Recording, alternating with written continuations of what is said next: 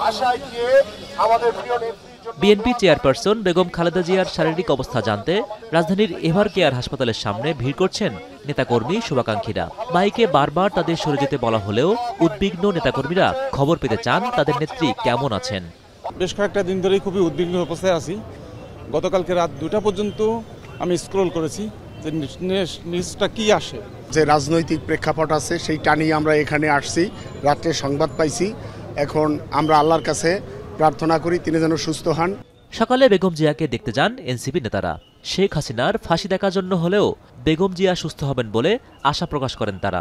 উনি সজ্ঞানে আছেন, সজাগ আছেন, চিকিৎসক এবং নার্স যে ওনাকে নির্দেশনা দিচ্ছেন সেগুলো উনি ফলো করতে পারছেন। ওনার শারীরিক অবস্থা ক্রিটিক্যাল, তবে উনি ফাইট করছেন এবং দেশবাসীর কাছে আহ্বান থাকবে ওনার দ্রুত আরোগ্যের জন্য সকলে দোয়া করবেন।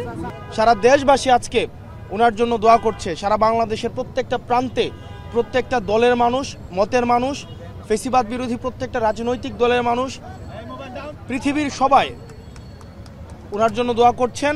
উনি যেন দ্রুত সুস্থ হয়ে ওঠেন এবং ফেসিস্ট খুনি হাসিনার ফাঁসি যেন উনি দেখে যেতে পারেন। ওনার অবস্থা ক্রিটিক্যাল, আরেকটা হলো বাট স্টেবল, কিন্তু উনি কমিউনিকেট করতে পারছেন, অর্থাৎ ওনাকে যে ডিরেকশনটা দিচ্ছেন ডক্টরসটা সেটা উনি নিতে পারছেন। যদি তাহলে কি করব আমরা, আমাদের একমাত্র একটাই, সেটা হলো দোয়া ছাড়া আমাদের কাছে কোনো কিছু নেই এখন। নাগরিক ঐক্য সহ অন্যান্য রাজনৈতিক দলের নেতারাও বেগম জিয়ার স্বাস্থ্যের খোঁজ নেন। অসুস্থ বেগম জিয়ার সুস্থতা কামনা করেন তারা।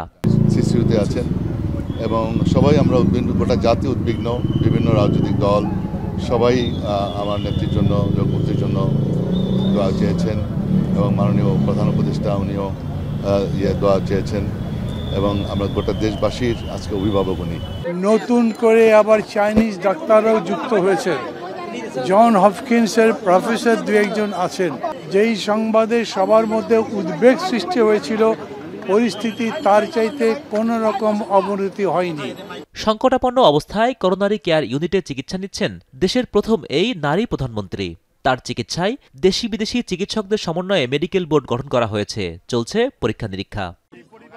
হাসপাতালের সামনে থেকে নেতাকর্মীদের সরে গিয়ে নিজ নিজ জায়গা থেকে দোয়া প্রার্থনার অনুরোধ করেন জ্যেষ্ঠ যুগ্ম মহাসচিব রুহুল কবির রিজভী।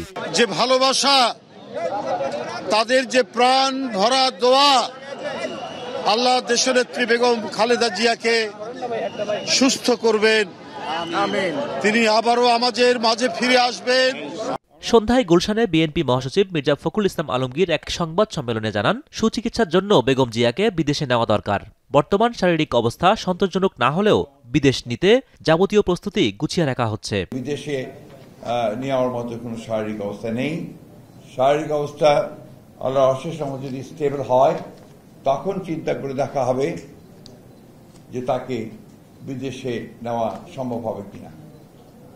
তবে বিদেশে নেওয়ার জন্য যে প্রয়োজনীয় বিষয়গুলো রয়েছে, আপনার ভিসা, অন্যান্য দেশের সঙ্গে যেসব দেশে যাওয়ার সম্ভব হতে পারে সেসব দেশের সঙ্গে যোগাযোগ করা এবং এর অ্যাম্বুলেন্সের ব্যাপারগুলো নিয়ে যথেষ্ট আলোচনা হয়েছে এবং সেগুলো মোটামুটি কাজ এগিয়ে আছে। হাসপাতালে নেতাকর্মীদের ভিড় চিকিৎসার পরিবেশকে ব্যাহত করছে জানিয়ে মির্জা ফখরুল আহ্বান করেন ভিড় না করতে। আমেরিকার জন হপকিন্স এবং হোসেন জাহিদ, এখন, ঢাকা।